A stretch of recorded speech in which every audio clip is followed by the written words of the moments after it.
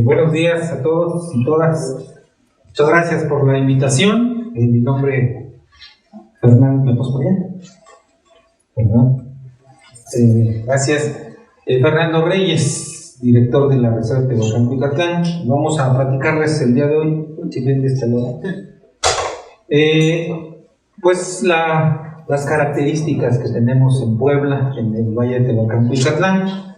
Vamos a empezar. La siguiente, por favor.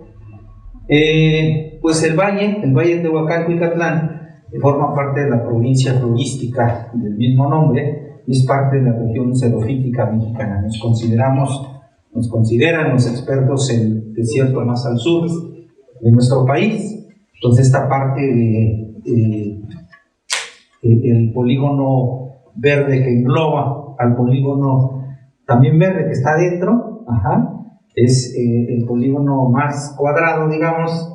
Ese es el Valle de Tehuacán-Cuicatlán, y el polígono de adentro, esa es la reserva de la biosfera de Tehuacán. Entonces, en general el valle abarca casi 10,000 kilómetros y pues posee, ya les voy a demostrar que es más conocido, ¿verdad? ¿Es donde está la zona de Guacamaya, la zona protegida de Guacamaya, sí, exactamente. Ahí engloba esa población de Guacamaya. Sí, de nada. Entonces tenemos 10,000 kilómetros cuadrados de valle, que es el polígono más cuadrado, y la reserva son 500,000 hectáreas, 5,000 kilómetros cuadrados. La siguiente. Esta es nuestra ubicación. Estamos en el sureste del estado de Puebla, del noroeste de Oaxaca. Desde el municipio de Tecamachalco empieza el área natural protegida y somos la única reserva de la biosfera en el estado de Puebla y la única en Oaxaca. La siguiente. ¿Y qué tenemos en esta reserva? Son 51 municipios. Hay un decreto declaratorio de 1998, el 18 de septiembre. Abarcamos 490,186 hectáreas, 51 municipios, 31 de Oaxaca, 20 de Puebla. Tenemos un programa de manejo, más adelante les voy a abundar. Y nuestros principales ecosistemas, los biólogos nos comentan que tenemos una gran diversidad de asociaciones vegetales. Las más abundantes es la selva, el bosque tropical caducifolio, el matorral xerófilo y los bosques templados. Tenemos muchas especies que también más adelante les voy a platicar, y grupos originarios. Este es el área donde se encuentra la mayor cantidad de grupos originarios en un territorio tan pequeño. La siguiente. Y bueno, formamos parte del Sistema Mexicano de Áreas Naturales Protegidas. Ustedes ven el mapa del país. A todo lo largo y ancho de nuestro país hay áreas naturales protegidas. Había hasta hace algunos meses 182, ahora ya hay 183 y está otra área natural que va a ser el lago Texcoco. Serían 184 áreas naturales en el país. La siguiente. Y bueno, un poquito de esta historia nos platican los geólogos que bueno, esta área natural, este territorio en la reserva, podemos ver la historia geológica del país, ¿no? La siguiente. Entonces, cuando ustedes lo visiten, van a encontrar registros en los que en algún momento, ¿sí?, la influencia de la parte norte, ¿le va a dar por favor?, de nuestro país, como el desierto chihuahuense, la vertiente del Golfo de México y la vertiente del Balsas, hay elementos biológicos que quedaron encerrados en esta reserva. Entonces, la siguiente, por favor, ya ahorita les voy a decir.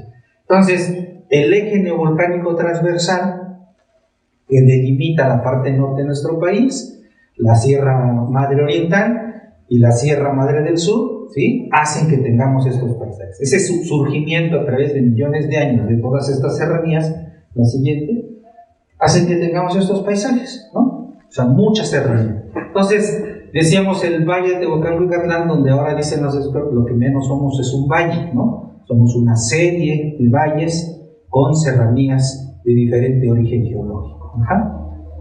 La siguiente. Entonces, estos son nuestros paisajes. La siguiente. La siguiente. Ese es el área natural protegida, y ahí se ven pues todos estos registros geológicos. que más adelante voy a abundar, la siguiente. Ajá, y toda esta parte, ¿sí? Nos dicen también los expertos que tenemos el 60% de los tipos del suelo en el país. Ajá. Y el registro fósil más antiguo de México, que lo podemos tener ahí, que lo podemos observar allí en el municipio de Caltepec, ajá, con cerca de 300 millones de años, podemos encontrar paleoflora presente, ajá, de 300 millones de años. La siguiente. Y luego, acordémonos, estas serranías, ¿no? Estas formas, estos tipos de suelo, y luego la sombra orográfica, la humedad que viene del Golfo de México, se queda en las partes altas y hacia el valle, hacia los valles internos, ya no hay tanto humedad, ¿no? Entonces tenemos por eso las características de un semidesierto, ¿no? El desierto más al sur del país. La siguiente. Entonces, estas condiciones, ahí se forman los microclimas. Ajá. O sea, poca temperatura en algunos lados, diferentes tipos de suelo, diferentes orientaciones a la luz del sol. Ajá, y la siguiente. Y por eso tenemos microclimas en los que se desarrollan especies endémicas. La siguiente. Entonces, esa es la riqueza biológica que tenemos. Es la zona árida o semiárida con mayor biodiversidad de América del Norte.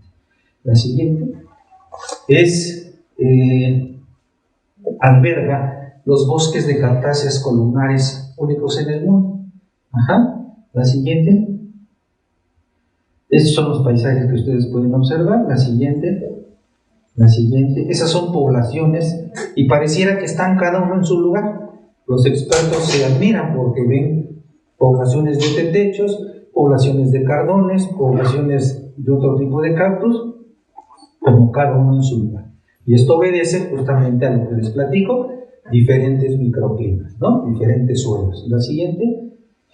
Esos son los paisajes. Cuando me preguntaban en alguna ocasión cuál es la temporada que más bonita, cuál podemos visitar, y yo les digo todo el año. Cada temporada tiene su atractivo, ¿no? Este es en temporada de otoño, cuando las especies empiezan a cambiar de color. Ahorita, por ejemplo, está muy seco, pero están las flores amarillas de los mantecos, los quiotes de los magueyes, es un amarillo hermoso, ¿no? Entonces son paisajes que realmente todo el año podemos admirar. La siguiente. Y estos son diferentes tipos de cactus. Ajá. Cada uno, ya saben que los biólogos dicen, bueno, si este tiene las flores arriba, es una especie diferente, ¿no? Si tiene otras características con sus flores en las costillas, es otra especie. Si son columnares totalmente, es una especie. Ajá. Entonces tenemos cerca de 45 especies diferentes de cactus columnares. La siguiente. Esos son otros paisajes. La siguiente. Entonces, la mayor diversidad de cactáceas columnares en el mundo y también las de mayor densidad, ¿no? Hay bosques en los que entramos y están llenos de estos cactus columnares. La siguiente. Disculpa, columnares significa que están así rectas. Ajá, sí, forma de columna. Y entonces, en general, es uno de los principales centros de diversificación de cactáceas en el mundo, ¿no? Entonces, estas cactáceas, ¿sí?, pueden ser desde estas pequeñitas biznagas, ¿no?, que tienen el tamaño de una moneda de 10 pesos, que son endémicas, hasta una biznaga, le llaman esta que está a la izquierda, asiento de suegra, que puede alcanzar hasta 3 metros de altura, ¿no? O los cactus, el cardón es una cosa inmensa, majestuosa, ¿no? Y entonces todas esas estructuras están adaptadas a las condiciones de altas temperaturas y bajas precipitaciones, suelos someros y suelos en pendiente. Realmente son una maravilla de plantas las que tenemos ahí. La siguiente. Y luego, pues también, esas, por ejemplo, les digo, el endemismo. Endemismo quiere decir que solamente se distribuyen en ese territorio. Entonces hay grupos que alcanzan hasta el 28% de endemismo, es decir, casi 3 de cada 10 plantas solamente las vamos a encontrar ahí. Ajá, la siguiente. Y esas son algunas de las plantas. Desde la Echeveria labia, solamente la siempre viva, solamente la vamos a encontrar en los montes de Cuicotla. Y no hay en ningún otro lugar del planeta, ¿no? Al igual que otras biznagas. La siguiente. Ahí está, ¿no? También las hectias, esas le llaman lechuguillas. Son plantas rastreras que a veces no le damos la importancia, ¿no? Y son endémicas. La siguiente. Y luego, fíjense, el Valle de Tehuacán-Cuicatlán es un espacio en el que todavía se están describiendo especies nuevas. Una prueba es en el año 2018, esta especie que se describió, el Telocaptus tepelmemensis, y todavía hay áreas en las que los biólogos están interviniendo para descubrir nuevas especies. La siguiente. Y algo que también es un orgullo para los mexicanos, está en la zona entre Puebla y Oaxaca, la zona de pastizal más biodiversa del planeta. En solamente 10 centímetros cuadrados tenemos 25 especies diferentes, un récord mundial de pastos, plantitas que no alcanzan los 5 centímetros. Ajá, la siguiente. Y ahí, en esos pastizales, tenemos la población más sureña de águila real. Ajá. Entonces tenemos el pasto, pues tenemos conejos, tenemos libres, y ahí está nuestra águila real. El águila se aceptaba, ¿no? Se sabía que estaba del centro del país hacia el norte, pues ahora también tenemos entre Puebla y Oaxaca águila real residente con nido reproductivo. Y también otro orgullo para los poblanos y los oaxaqueños, la cantidad diferente de magueyes que tenemos. Ajá, se consideran el Valle de Tehuacán-Cuicatlán, que es la parte más oscura que ustedes ven en el mapa, ¿sí? Es la que tiene mayor cantidad de especies diferentes del género agave. Así. ¿Y eso qué implica? Bueno, pues realmente es una gran oportunidad ahora que tenemos el boom del mezcal, en el que solamente se siembran monocultivos, que nosotros podamos tener un aprovechamiento adecuado, sustentable, que garanticemos la preservación de las especies nativas, pero que también podamos sacarle provecho, ¿no? Pero con un manejo muy estricto que impida el aprovechamiento de los magueyes silvestres. Desafortunadamente vemos a veces en las redes concursos del maguey silvestre, ¿no? O sea, la siguiente.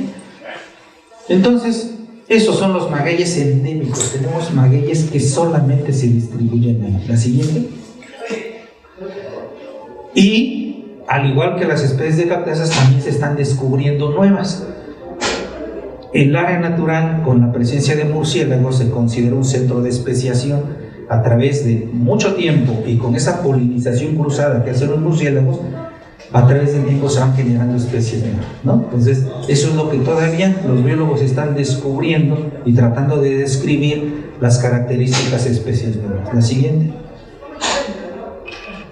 Esos magueyes, hay una especie de maguey, que es el agave stricta, que puede florecer más de una vez en su vida. Todos los demás, a la hora de echar su flor, de emerger la inflorescencia, el quiote que le llaman, muere. Entonces la piña del maguey concentra una gran cantidad de azúcares, que es la energía, para poder emitir su flor, y muere. Por eso cuando se elabora el mezcal, el punto para poder que la gente lo extrae es cuando está echando el quiote, está concentrando los azúcares, ¿no? Y el azúcar pues se destila y se convierte en mezcal, ¿no?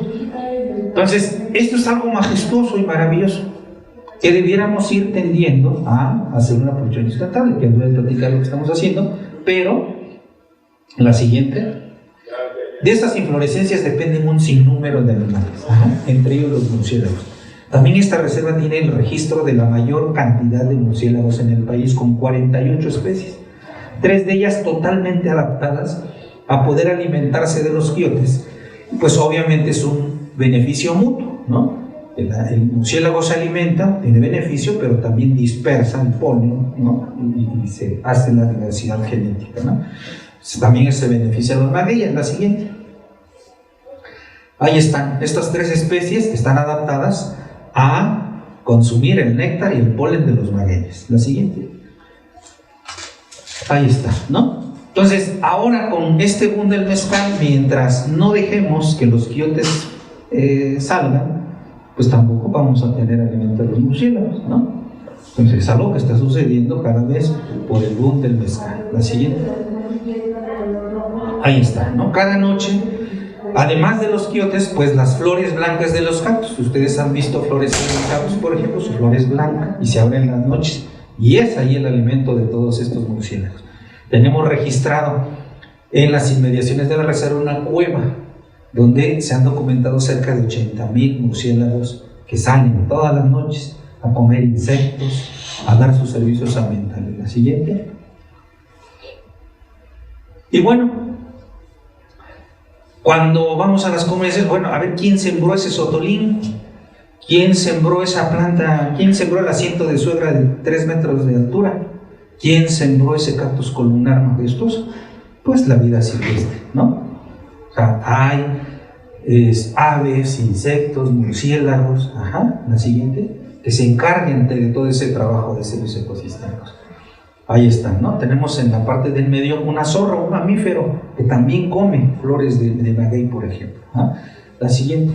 Entonces, esa excelente cobertura vegetal está soportada por lo que comentamos aquí. Pues también hay una suficiente cantidad de animales con diferentes hábitos. Ahí está la guacamaya verde. La siguiente. La guacamaya verde está más en la zona de selva baja. Ella, al consumir los frutos, va dispersando las semillas y va reforestando.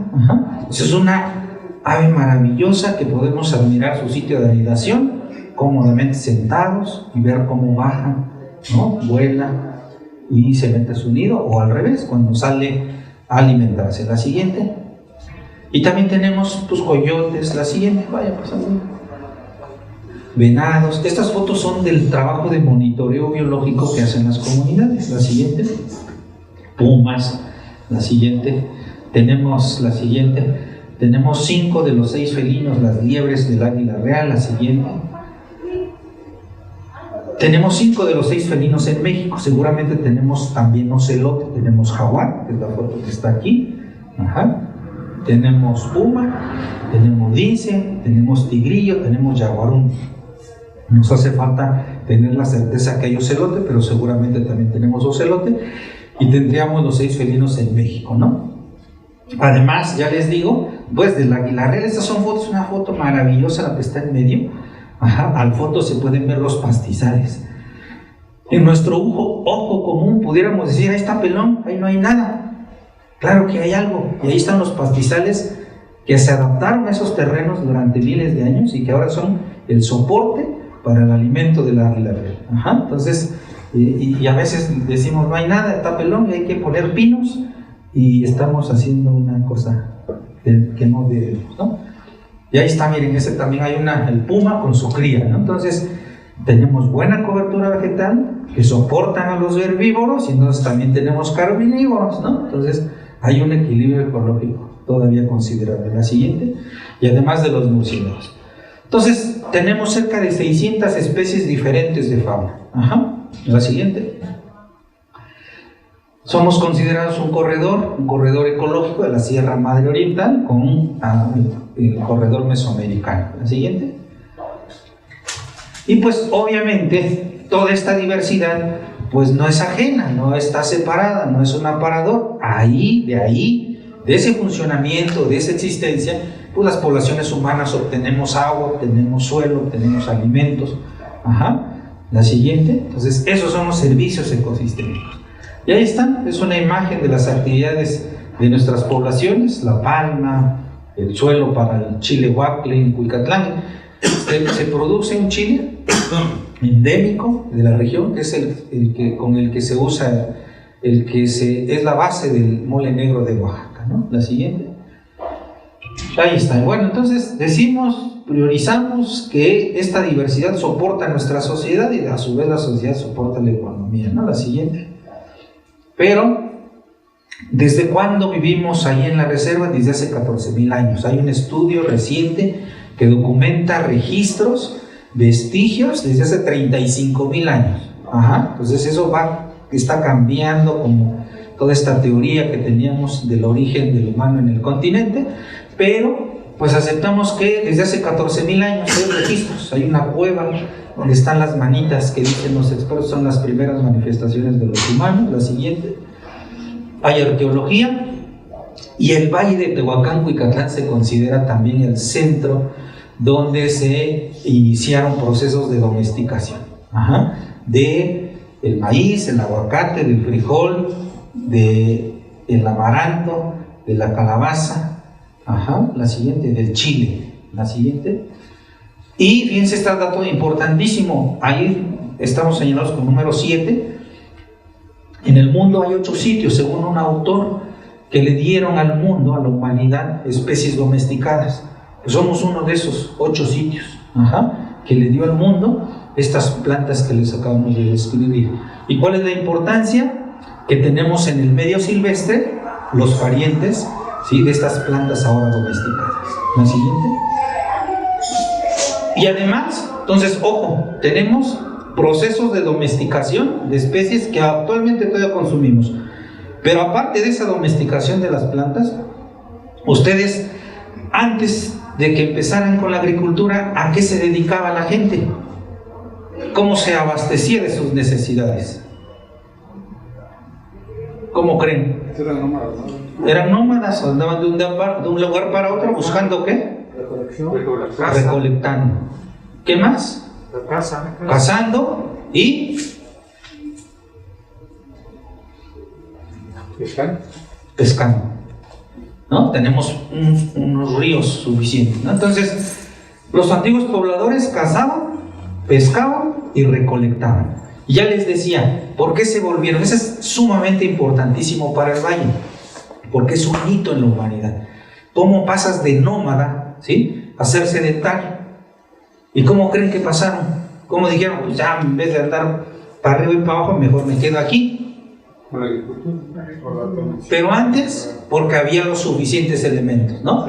O sea, antes, andar de un lado para otro, digo, si aquí encuentro mucha cantidad de frutas, de tunas, de flores, pues me quedo acá. Y si además hay mucha fauna, pues digo, ¿qué voy a hacer otro lado? Y me asiento acá. Pues se asientan las poblaciones y empieza a haber escasez, ¿no? O sea, el ambiente reacciona. Y entonces, ¿qué hacen los humanos? Pues empiezan a domesticar especies con procesos diferentes, ¿no? De selección, ¿no? ¿Cuál me gusta más? Ah, pues entonces esta es la selección, ¿sale? Y luego tecnificaron. Pues esos procesos de domesticación de plantas se tecnifican a través del manejo del agua. Ustedes seguramente conocen Tehuacán, ¿no? Los manantiales de Tehuacán. Entonces, hay 2 fenómenos en el valle. Uno, de norte a sur. El agua aflora en las inmediaciones de la ciudad. Son los manantiales. El agua está a ras de tierra. Entonces el agua escurre y seguramente ustedes han visto en la parte alta de Tehuacán cómo van los canales fosilizados. ¿Sí los han visto?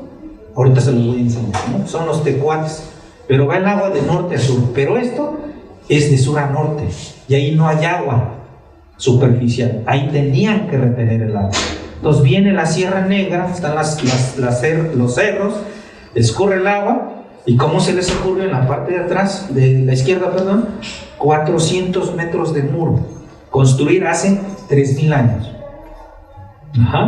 para retener el agua que venía de los cerros. Pero no solamente la retengo, sino además la oriento, ¿sí? Entonces construyeron canales para orientar el agua donde estaban sus tierras de cultivo. Pero les estoy hablando de hace 3000 años.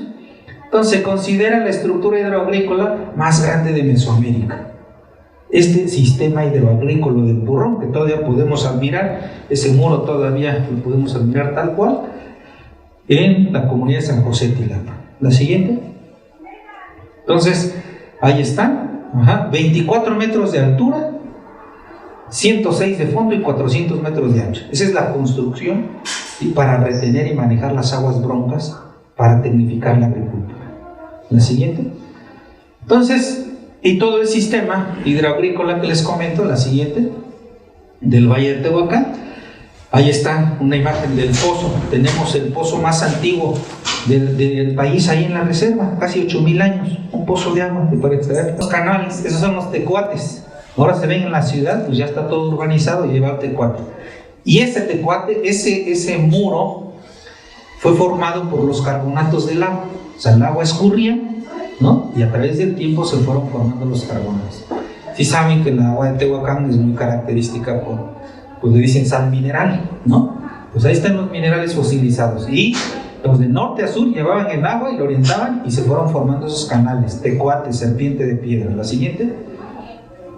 También en Tehuacán tenemos las galerías filtrantes, está lleno la ciudad de galerías, ¿no? Que son esas construcciones, excavaciones que iban recabando, digamos, todo el agua que escurría, ¿no? Son como lloraderos, le dice la gente, ¿no? Va a la pared, va llorando el agua y se va orientando en un canal y se lleva hacia donde uno quiere. La siguiente, eso todavía es un sistema de riego ahí en uso.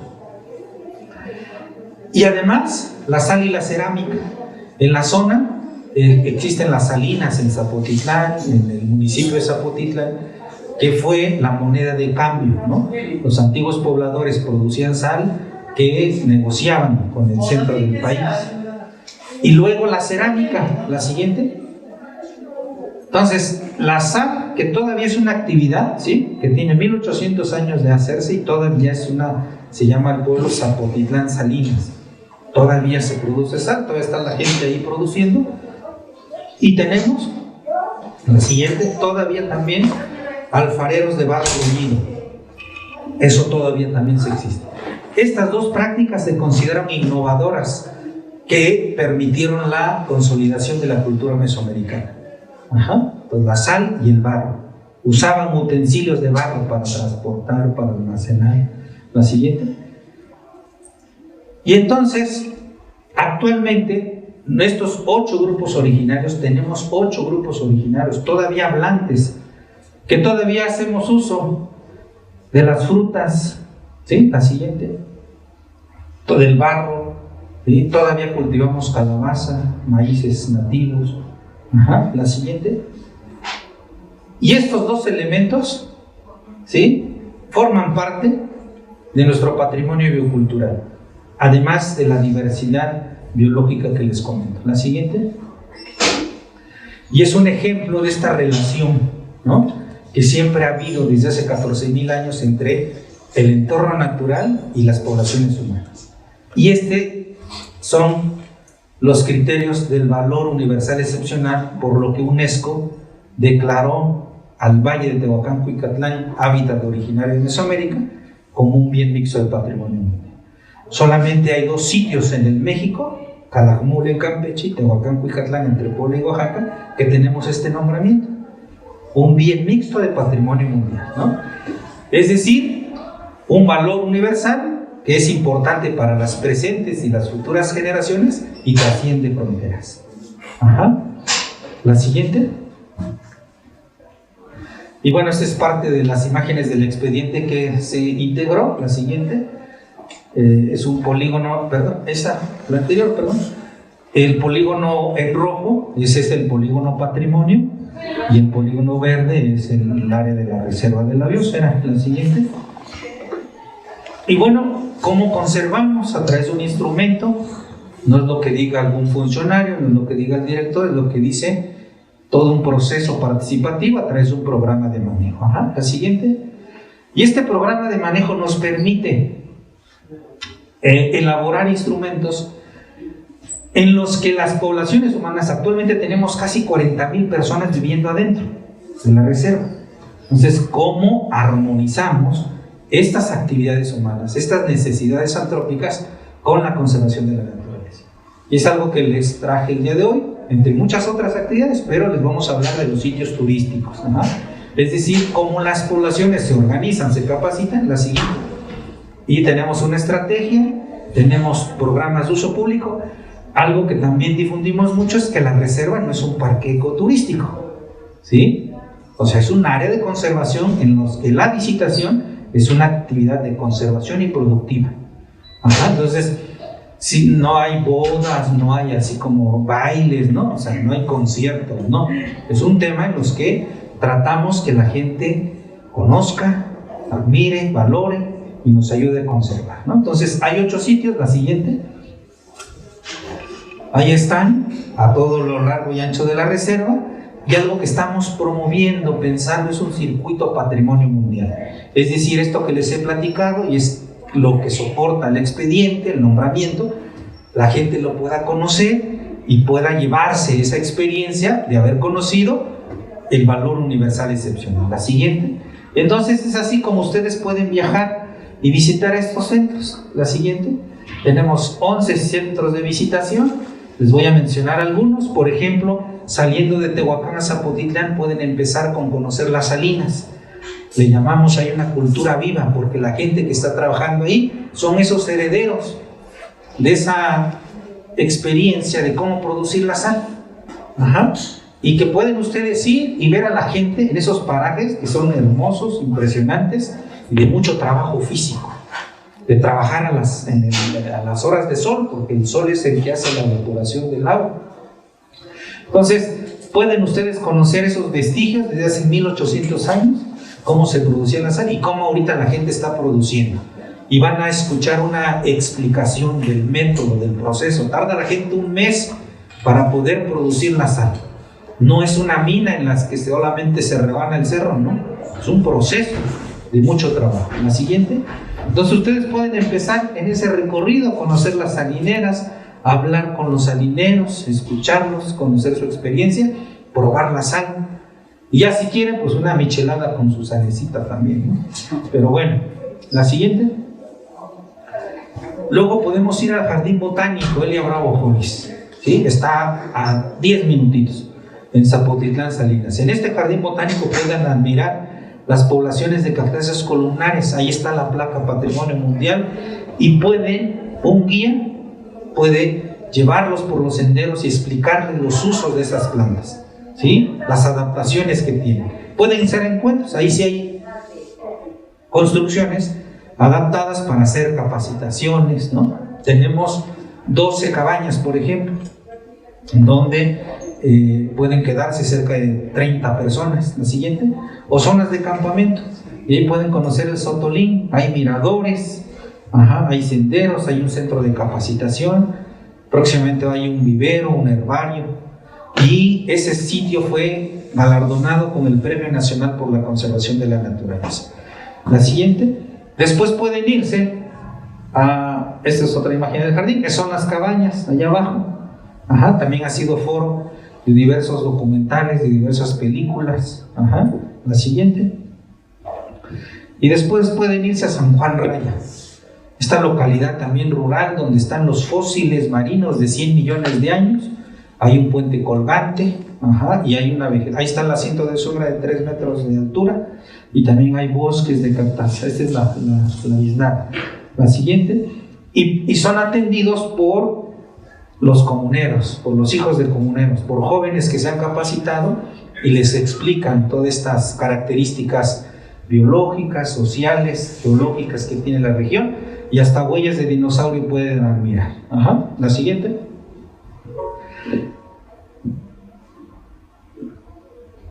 Recorridos a caballo, está el puente colgante, unas techumbres para la sombra. La siguiente. Y luego también pueden visitar, porque es el circuito, conocer a las alfareras de los Reyes Menzones. Ellas les muestran el proceso de cómo van a recolectar el barro, cómo van a traer la harina en su mina, cómo la mezclan, cómo tienen que molerla y cómo con su habilidad y creatividad le dan forma a esa artesanía que tienen, ¿no? Entonces, y están ahí, también es una cultura viva que ustedes pueden conocer. La siguiente. Ahí también ya tienen un restaurante, ya pueden comer ahí, una barbacoa, un mole, las flores de los cactus, la siguiente, un pulque. La siguiente. Y ahí está el restaurante, y también tienen 4 cabañitas.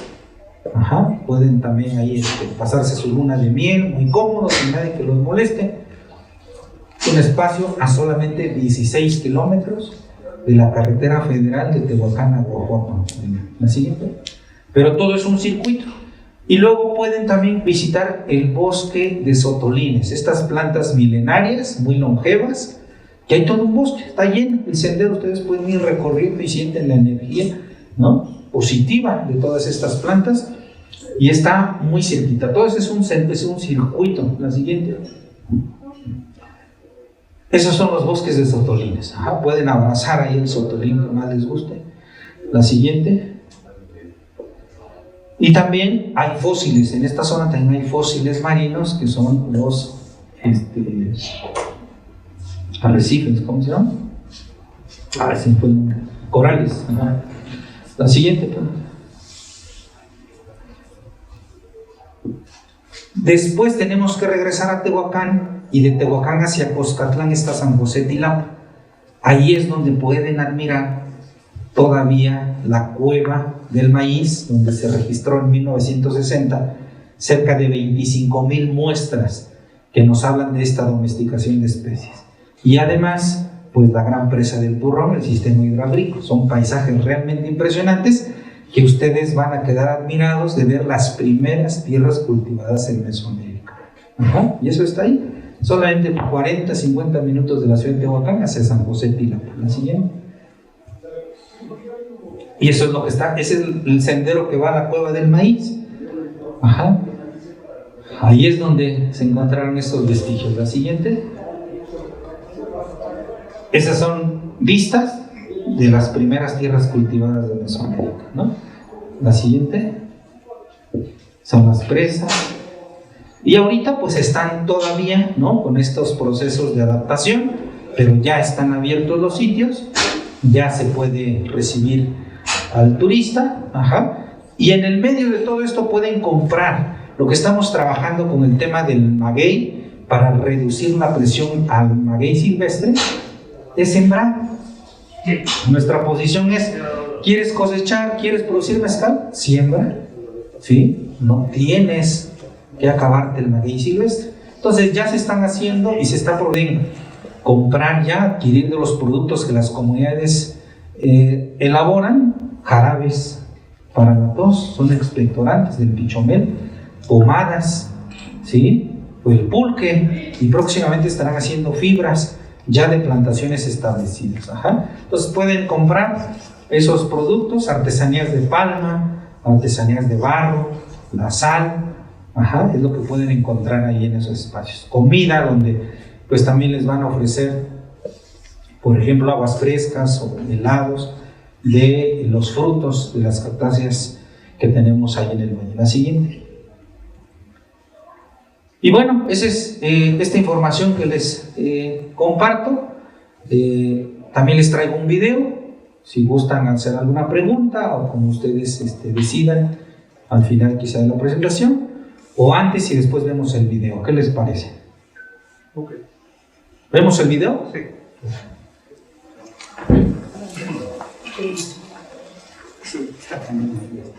Para que puedan ustedes conocerlos. Pues muchas gracias por su atención, por su tiempo, y con mucho gusto alguna pregunta. Sí, adelante. ¿Qué importa el recorrido? ¿Qué recomiendas? Ajá, yo creo que un recorrido de todos estos sitios les va a implicar un par de días. Podemos visitarlos por separado, pues quizá ir al Jardín Botánico, a las Salinas y a San Juan Raya en un día. Ajá. Entonces ahí comer y estar ahí tranquilo, ¿no? Y ya los demás sitios sí tendríamos que estar otro día para poder recorrer todo.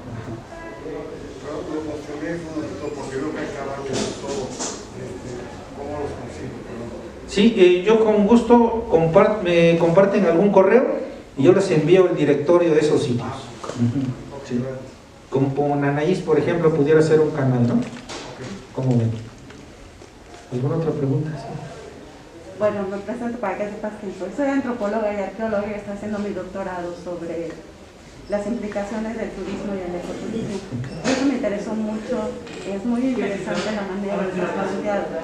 Hace muchos años recorrí la reserva, desde Tehuacán hacia la parte de Oaxaca. Es una cosa fantástica. Me tocó ver el lobo plateado en la parte de forestal de Oaxaca. Pero me parece muy interesante algunos de los lugares que conozco. Me tocó conocer Tecomavaca, cuando empezaba con tiendas de campaña. Claro. Llegamos en un momento que no era de anidación de la guacamaya. Pero sin embargo era maravilloso ver todos esos acantilados, ¿no?, que tiene Yucatán. Quisiera preguntarte, tú como director de la reserva, ¿cuáles son los retos sociales y las presiones que sobre la base de los recursos naturales están vislumbrando? Un poco en cuanto a la desarticulación institucional por falta de recursos. Pensemos, Santo Nombre tiene un problema enorme en términos de terrenos ejidales, ¿no? los problemas también de rapiña cultural que hay en la zona de Tehuacán, ¿no? Que a la maestra Noemí hasta la balacearon, ¿no? Y hay otro sitio que no recuerdo, que está trabajando Blas Castellón. El CUTA, yo creo. CUTA, que tuvimos hasta un accidente ahí, porque es una zona muy interesante, pero no se ha trabajado en la seguridad. ¿Cuál es tu postura, ¿no? Y ante estos recortes presupuestarios? Muchos de estos proyectos ecoturísticos son complicados, ¿no? Sí. No son tersos. De hecho, hubo una gran complejidad en el jardín botánico cuando quisieron poner las famosas cabañas, ¿no? En lugar de articularlo más a Zapotitlán, Sayula. Me gustaría nada más tener tu opinión. Sí. Bueno, pues justamente nosotros estamos ahí, ¿no? En el territorio, con esta responsabilidad de conservar y también con el diálogo permanente con las comunidades, y eso es una realidad. Y creo yo que algo que no ha sido suficiente es esta sensibilización, y esta difusión de lo que tenemos, para que lo valoremos. Es decir, hay veces que al Jardín Botánico, por ejemplo, ¿no? Queremos hacer un evento de motocross, ¿no? O de estos bailes, porque es real cuando pues nos llegan las autorizaciones, ¿no? Entonces, no hemos logrado, ¿no?, difundir de manera adecuada que este es un espacio de conservación que además ofrece a las comunidades una alternativa económica, porque la gente, lo que comenta la antropóloga, los comuneros, imagínense una comunidad en la que son 2000 comuneros, o sea 2000 dueños, ¿no?, posesionarios de ese territorio, para ponerse de acuerdo y jalar, digamos, parejo, y cada 3 años lo cambian, es todo un reto. Pero el Jardín Botánico ahí está, existe, opera. Entonces, eso se ha venido superando a través del tiempo. Pero sí nos hace falta, yo creo, más difundirlo, conocerlo, ¿no?, para que puedan irlo a visitar y admirar, porque también el cuidado que se pretende es que no sea un turismo masivo, ¿no?, en el que llega gente y lo que dejen, pues sean residuos sólidos, ¿no?, se corre el riesgo de que se traigan plantas, etcétera, etcétera, ¿no? Entonces, los instrumentos que les platicaba, hay una estrategia de turismo y hay programas de uso público, ¿no? Es decir, cuánta gente puede pasar por el sendero en un día, ¿no?, y tratar de cumplirlo, ¿no?, porque a la larga lo vamos a tener más el recurso. Entonces, y eso es un trabajo constante con las comunidades, que lo asimilen, que digan, oye, sí es cierto, ¿no?, me conviene más tener un turismo no tan masivo, pero que el recurso se va a perpetuar, ¿no? Entonces es un trabajo diario. Nosotros lo que hacemos es difundir, tratar de aplicar la normativa a través de estos instrumentos de planeación y sobre todo pues ser muy positivos, porque por ejemplo el proyecto que ahorita está impulsando el ejido de San José Tilapa es el establecimiento del Museo Mesoamericano del Origen de la Agricultura. Esta cueva del maíz que ustedes vieron y la presa del Purrón son espacios que ustedes pueden conocer y admirar, pero creo yo que nos hace falta explicar más, que la gente vea visualmente cómo hace 3000 años pudieron haber construido eso, ¿no? Porque de otra manera, si nosotros llegamos a la cueva y solamente vemos un espacio ahí abierto en el cerro, pues decimos, qué chido, hace 3000 años aquí anduvieron, ¿no? Pero creo yo que nos conviene explicar más, ¿no? O sea, ser más visual, ¿no?, para que este recurso pueda ser más valorado y visitado, ¿no? Incluso esos registros, esos vestigios, esos olotes, estas semillas, pues la gente lo pueda ver, ¿no?, porque existen esos 25,000 registros, ¿no?, que pueda este espacio ser el sitio donde la gente actualmente pueda ver esa semilla de hace 2.500 años, 3.000 años de que se encontró, ¿no?, que se manipuló. Entonces, pero es algo que está en proyecto, ¿no?, y es algo que queremos encontrar eco para lograrlo, ese museo, y eso creemos que también pues va a detonar más, o sea, la gente queremos que lo visite, que admire, que valore, ¿no?, que trabajemos coordinados con la gente. ¿Alguna otra? Hace un poquito falta de difusión turística. ¿Hay Secretaría de Turismo o módulo de información en Tehuacán, ciudad, de para dónde voy, para dónde jalo, cómo le hago? Porque no tiene mucho que nosotros fuimos y buscamos información y los mismos pobladores saben de lo que hay, de lo que tienen. Porque decimos, ¿cómo le hacemos para tal lado? Pues no sé, o tomen por acá, o tomen por allá. Y la verdad es que mucha gente, o sea, va uno y no da información. Sí, de hecho eso es parte de, les explicaba que yo trato de explicarme. Sus servidores llevamos casi 8 años de director. Ajá. Entonces nos ha dado la oportunidad de conocer diferentes administraciones, ¿no? Y sí, efectivamente, cada administración tiene como su propia inercia. O sea, termina y arranca otra vez el que sigue, ¿no? Pero sí, nos hace falta señalización, por ejemplo, ¿no? Toda la supercarretera y las carreteras. Luego estos módulos de información, ¿no? Lo que estamos trabajando ahorita con 3 universidades, San Luis Potosí, UNAM y Politécnico. Lo que estamos, ellos más bien, yo se los pedí, ellos lo están trabajando, una aplicación en el celular, ¿no? Donde ustedes vayan cerquita de la zona y con esa aplicación sepan, ¿no? qué hay ahí, ¿no? Y que incluso en tiempo real sepan, ¿no? Si está lleno aquí, bueno, a lo mejor elijan otro lugar, ¿no? Eso le llaman geointeligencia del territorio, ¿no? Entonces, con estas 3 universidades se está haciendo eso para justo, pues, tener mayor información al alcance, ¿no? Y bueno, el día de hoy también, pues, vine acá por invitación de la Secretaría de Turismo. Entonces, digo, estamos haciendo lo que podemos para poder hacer llegar más la información, ¿no? ¿Alguna otra pregunta?